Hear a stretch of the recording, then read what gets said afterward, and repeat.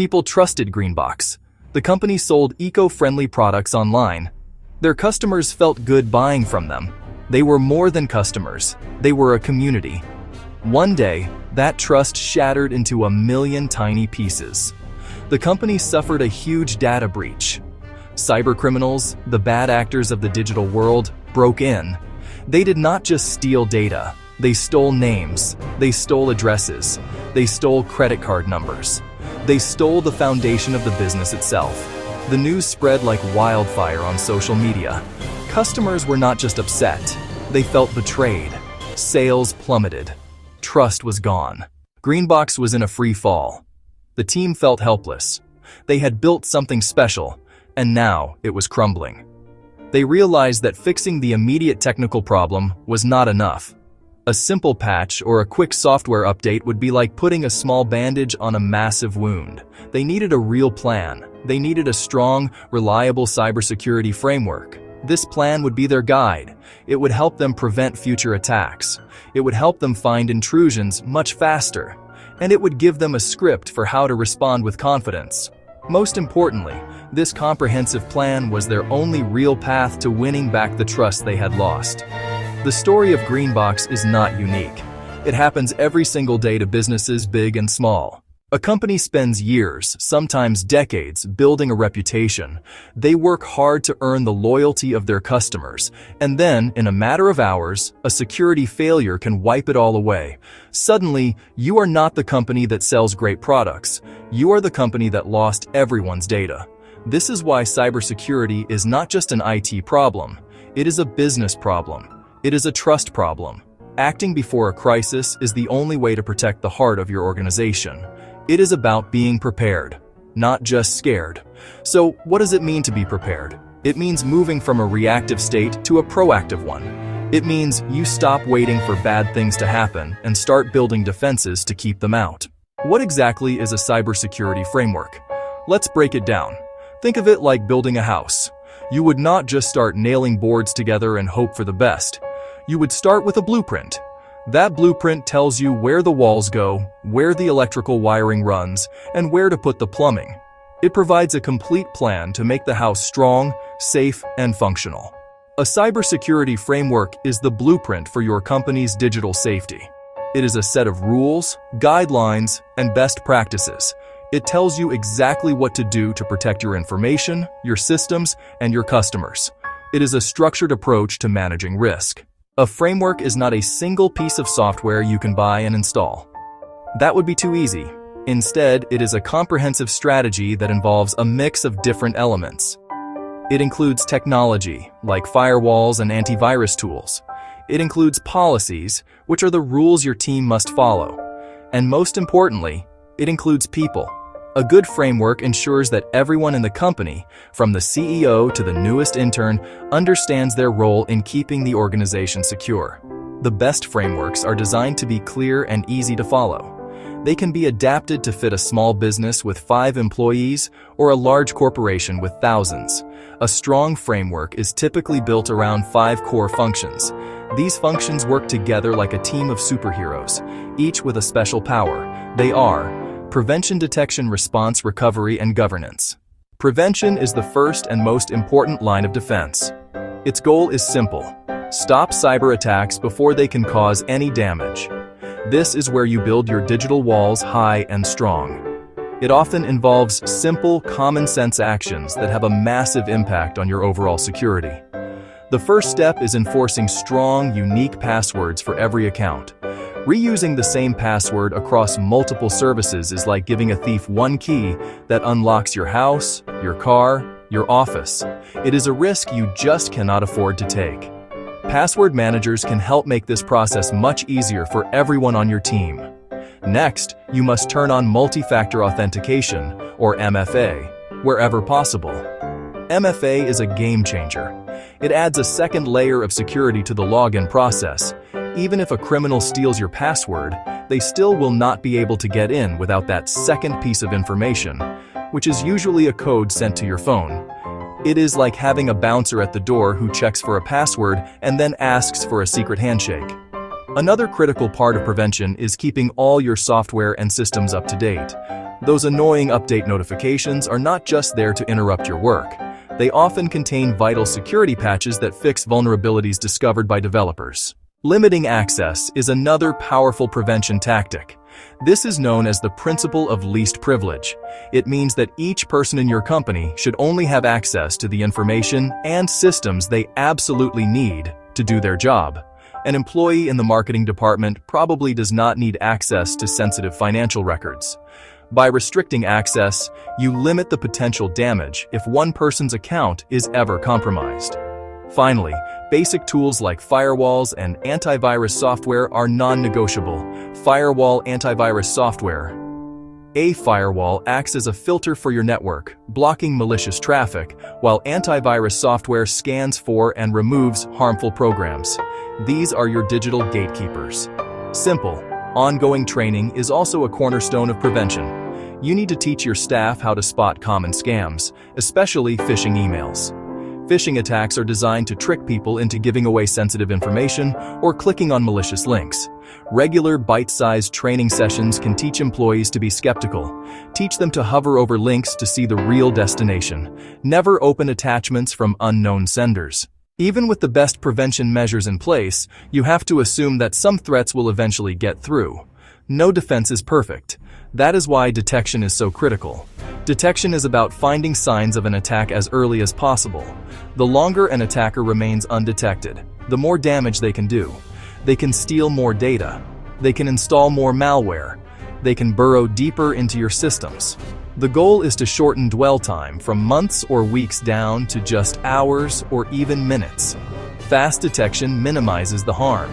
Monitor your systems constantly. Watch your network traffic. Watch your servers. Watch employee devices. Use security tools that automatically alert you to suspicious activity. Example, log in from an unusual location. Example, a large outbound data transfer. These automated systems are your digital alarm bells. They work 24/7, even when your team sleeps.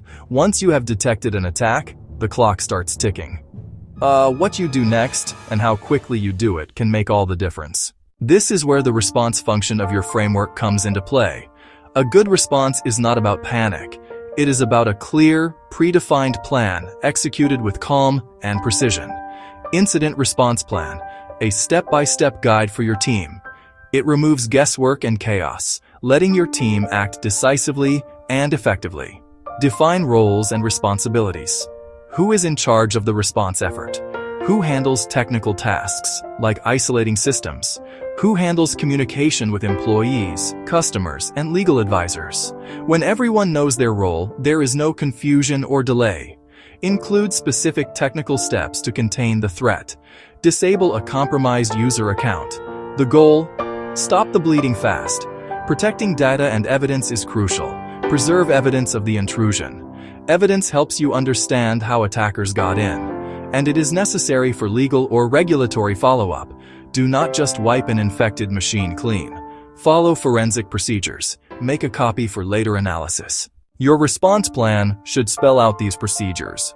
Practice is one of the most effective ways to ensure a smooth response. You would not send firefighters to a real blaze without drills. The same applies to your incident response team. Hold regular drills. Run tabletop exercises that simulate a cyber attack. These drills help you walk through the plan. They reveal gaps or weaknesses. They build muscle memory to act with speed and confidence. A well-practiced team is a calm team. A calm team makes better decisions under pressure.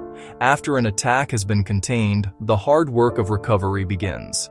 Recovery is getting your business back on its feet and rebuilding the trust you may have lost. A swift recovery process can turn a negative event into an opportunity. An honest recovery process can turn a negative event into an opportunity. A thorough recovery process can turn a negative event into an opportunity. It is your chance to rise from the ashes stronger than before. First technical step, restore your systems. And restore your data from clean backups. That is why reliable, regularly tested backups are critical. Restore operations to a known good state from before the attack. Once systems are back online, thoroughly scan them. Ensure there are no hidden backdoors. Ensure there are no lingering threats left behind. Patch the specific vulnerability attackers exploited. Closing that door prevents the same trick tomorrow.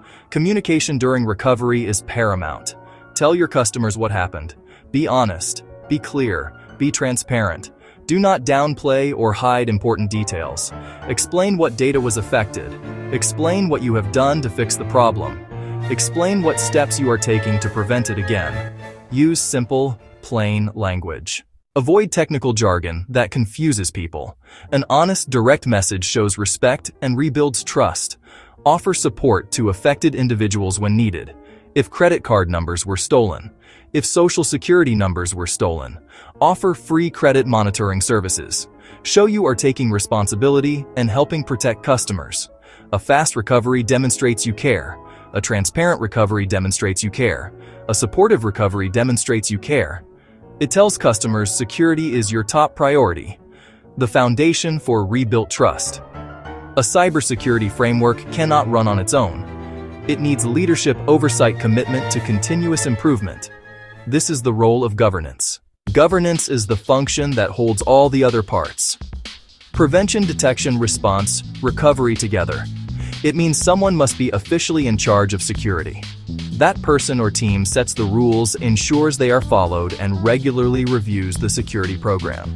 Without strong governance, plans and tools will eventually fail. Governance establishes clear security policies and procedures.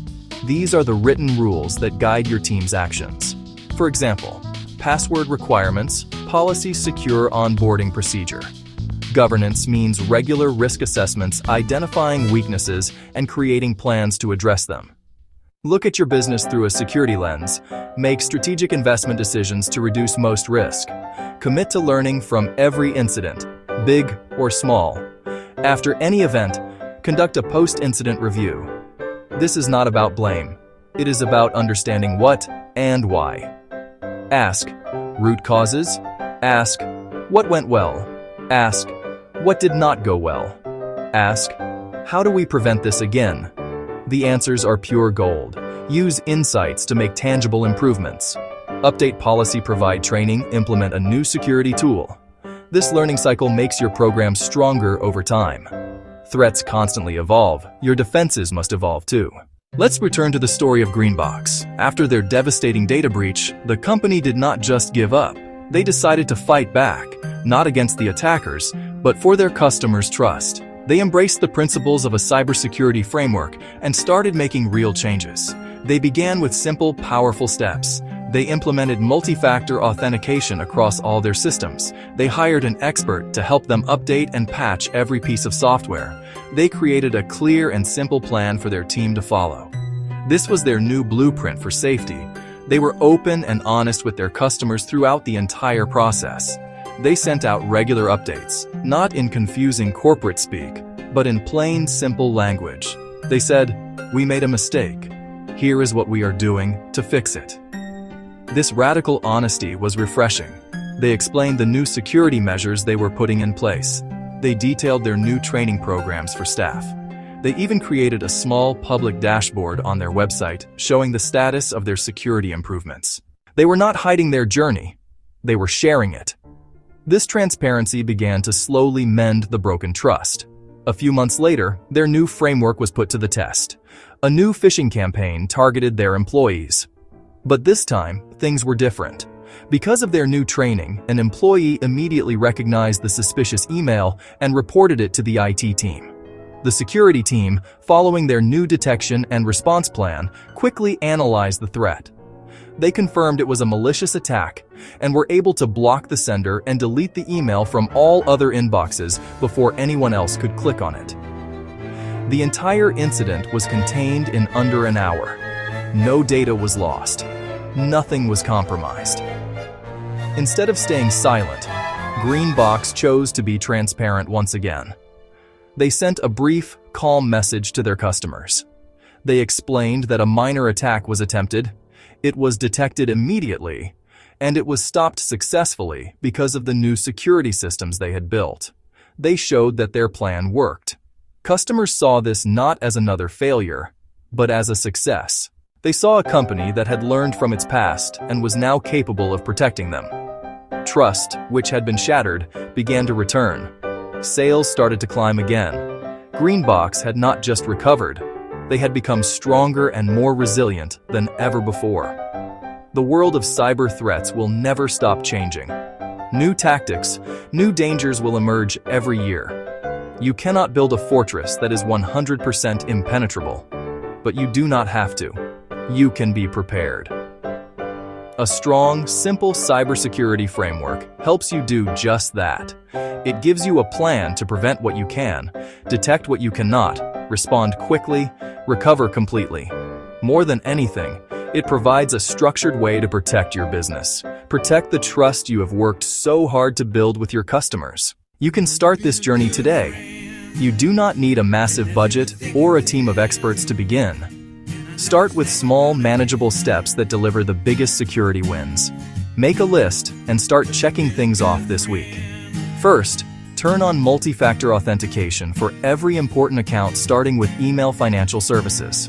Second, run updates on all your computer servers' mobile devices. Third, make sure you have reliable backups of your most important data. Test them to make sure they actually work.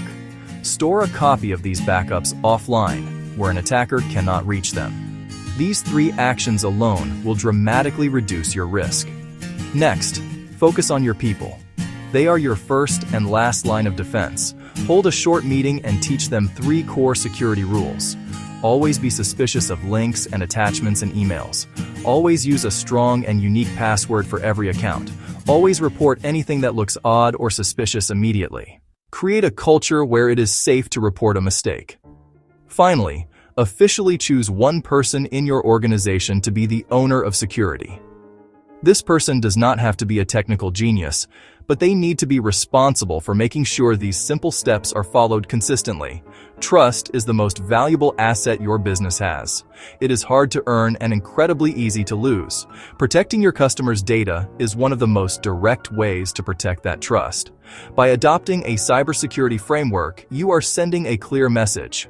You care, you are prepared, you are worthy of their confidence. The threats of tomorrow are real, but with a plan, you can face them without fear. Do not wait for a crisis to force your hand. Your network, your reputation are in a battle with tomorrow's threats. With a framework, you can ensure that you are the one who wins. Start today.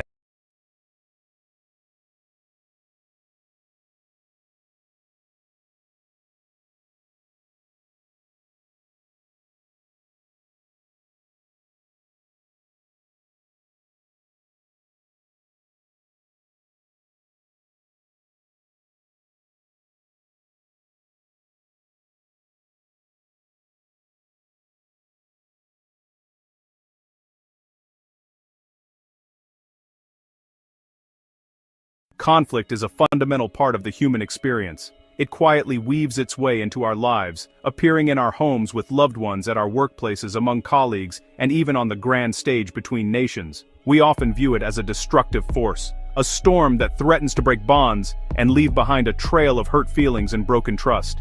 It can drain our energy, steal our time, and create walls where there once were bridges. The tension it creates can feel overwhelming, pushing us into a corner where we feel we must either fight to win or surrender in defeat. This common view, however, only tells half of the story. The other half of the story is one of opportunity. Conflict, when handled with care and understanding, holds the potential for profound growth and positive change. It can act as a signal, alerting us to a problem that needs our attention, much like a fever signals an infection. When we learn to face our disagreements constructively, we can unearth deeper issues. This essay is a guide to that process. It promises to provide you with clear, simple, and effective tools to transform the heat of conflict into the warmth of collaboration and mutual respect. The journey from tension to trust does not require complex theories or years of training. It begins with a few foundational shifts in our perspective and our approach. Instead of seeing the other person as an adversary, we can learn to see them as a partner in solving a shared problem. Instead of arming ourselves for a battle, we can prepare ourselves for a conversation. The methods outlined here are designed to be accessible to everyone, everywhere. They are not magic formulas, but practical steps that can be learned and practiced, turning difficult moments into opportunities for connection and a better future together. This guide will walk you through a simple, yet powerful framework called the 10-minute peace method. It is built on 3 core ideas: listening to, truly understand, identifying the essential needs driving the conflict, and co-creating a fair plan to move forward.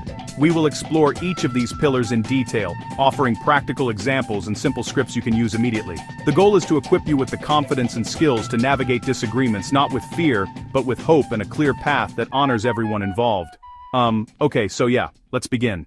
At its core, conflict is simply a perceived divergence of interests. It arises when 2 or more people believe that their wants, needs, and values are incompatible. This can manifest in countless ways: a loud, shouting argument over who should do the dishes, a quiet, simmering resentment over a missed promotion at work. The disagreement can be over tangible resources like money, time, or property, or it can be about intangibles like respect, fairness, or a sense of belonging. Often, the subject is merely the tip of the iceberg, masking deeper currents of emotion and history. The real fuel for conflict is rarely the issue itself, it's how we react to it. When we feel our needs or identity are threatened, our brain's ancient survival instincts can take over. We enter fight, flight, or freeze. In that state, empathy drops. We lash out with blame, retreat into silence, or dig into our position. Those reactions escalate things, turning a simple disagreement into a damaging battle. Unresolved conflict drains our most precious resources. It consumes mental and emotional energy, leaving us exhausted and unfocused. It wastes time that could be used for collaboration or joyful connection. Most importantly, it erodes trust, the foundation of healthy relationships. Finding a better way is a necessity for our well-being. By managing our reactions and using a new framework, we stop the damage and create positive outcomes. We build stronger bonds, make better decisions, and turn pain into growth. The single most powerful and transformative tool in any conflict is also the simplest: listening. Not just waiting for your turn to speak, but listening to truly understand. People in conflict are often desperate to feel heard and acknowledged. Undivided attention can lower the emotional temperature and create space for real conversation. It signals that you value them as a person, even if you disagree. First, stop everything else. Put down your phone, turn away from your computer, make eye contact. Give them the floor, and let them speak without interruption. Your goal is not to prepare a rebuttal or spot flaws, but to understand their world. Listen for facts, and also for feelings: fear, frustration, sadness, a sense of disrespect. After they finish, reflect back what you heard, in your own words. Summarize their main points and feelings. It sounds like you're feeling really frustrated because you believe the workload isn't being shared fairly. So, if I'm understanding you correctly, you're worried this new policy will make your job more difficult. Active listening works like a key unlocking a closed door. When people feel understood, defensiveness falls away. Imagine 2 neighbors arguing over a barking dog. If one truly listens and reflects, "I hear how upsetting it is to be woken up every night," the owner is far more likely to help solve the problem. This creates a moment of connection and a shift from adversaries to partners. Once understanding is established, look deeper. People state positions, rigid outcomes that can stalemate. "I need a 10% raise." "You can't have the car this weekend." Beneath every position lies a more fundamental need: security, respect, appreciation, autonomy. Shift from positions to needs by asking, "Can you help me understand what's most important to you about that? What would that raise help you achieve?" 2 departments fight over a travel budget. Each says, "We need the entire budget." Clash. Probe needs. One needs training for junior staff, the other needs to secure a major client. Growth and security. Now it's not one budget. It's, how do we meet both needs? Creative options appear. Perhaps online training for one. Only 2 key people travel for the other. Focusing on why behind what unlocks win-win outcomes. The final step: co-create a concrete, actionable plan. Vague commitments fail. A strong plan is specific, measurable, and realistic. Answer: who will do what, by when, and how we'll know it's working. Brainstorm options together. Sit side by side looking at the problem. Generate without judgment, then evaluate pros and cons from both perspectives. Select options that meet core needs and are practical. For household chores, list tasks, divide fairly, write it on a fridge chart, and schedule a check-in, say, in 2 weeks. 3 simple techniques help in the heat of the moment. First, a cooling off period. When emotions run high, pause the conversation. Say, I'm feeling too upset to talk clearly. I want to solve this, but I need 20 minutes. Can we come back then? Do what calms your nervous system. Return more resourceful and open. Second, I statements. Instead of you always interrupt, say, I feel frustrated when I am interrupted while speaking. You share your reality without attacking. It invites empathy. These tools adapt from personal to professional to global contexts. At home, begin with deep listening. Validate feelings to create safety for needs like connection and appreciation. At work, anchor to shared goals. How do we resolve this to best serve the customer? Uncover needs, timeline and quality, and craft solutions honoring both. In communities and between nations, begin with communication, often with a neutral mediator, ensuring each side is heard. Shift to universal needs and find small agreements, like safe passage for humanitarian aid, to build fragile trust. It's slow, but follows the same pattern. Listen, uncover needs, build a plan step by step, starting with what's possible now. The applications differ, the human-centered principles remain the same. Return to the moment, breathe, choose curiosity, and proceed together. Common pitfalls, rushing to blame forces defensiveness and blocks collaboration. Shift to, I wonder what led them to do that. To keep dialogue open, clinging to past grievances weighs down resolution. Say, our history matters. For now, can we focus on solving this specific problem? Avoid assuming intent. Ask, when that happened I felt annoyed. Can you share what was going on for you? Don't skip follow-up. Old habits return without review. Put a specific date and time in your calendars before ending the conversation. Treat follow-up like the initial plan. It shows commitment and sustains change. Choose curiosity, stay present, explore intentions, and schedule the check-in. Small disciplined steps prevent big derailments. Conflict is an unavoidable thread in our lives. It can cause rifts and drain us, but it need not be destructive. With the right mindset and simple tools, friction becomes growth, understanding, and connection. The process rests on 3 pillars: listening to understand, uncovering needs beneath positions, and co-creating a clear, fair, actionable plan with follow-up. These are simple tools with outsized power to change dynamics. In the heat of the moment, use cooling off and I statements, your emergency brakes, to steer back to productive dialogue. Beware blame, old hurts, and assumptions. Choose curiosity and collaboration. This is a practice, not a performance. Progress, not perfection. Start small. Listen to a friend. Use an I statement with family. Be patient. With each attempt you plant a seed of peace. Over time, small efforts grow, strengthening home, workplace, and community. You hold the power to turn tension into trust. Start today. Start small. And keep practicing.